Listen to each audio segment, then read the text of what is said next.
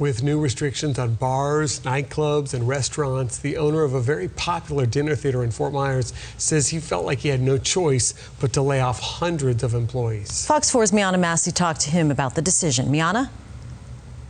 Theaters all across the country are facing some of the same issues. This theater says in 1 week they usually serve over 4,000 people, but now they've had to close, and their theater is looking a lot like this.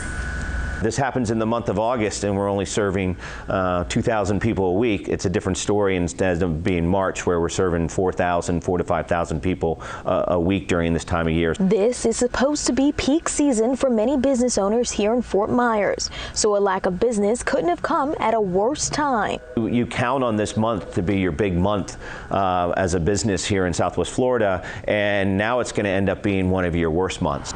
The Broadway Palm Theater in Fort Myers closed its doors, temporarily laying off 246 employees. Fox 4 spoke to former server Jody Fish, whose son has also been laid off at the theater.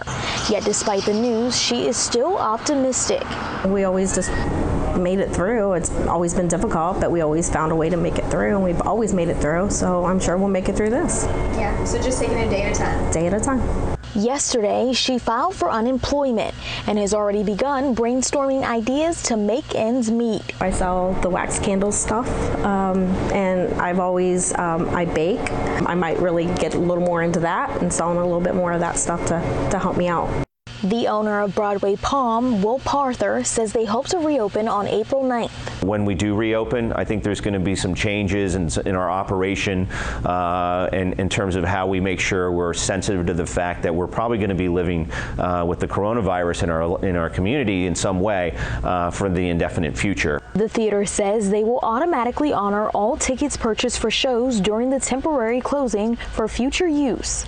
In Fort Myers, Miana Massey, Fox 4, in your corner. Thanks.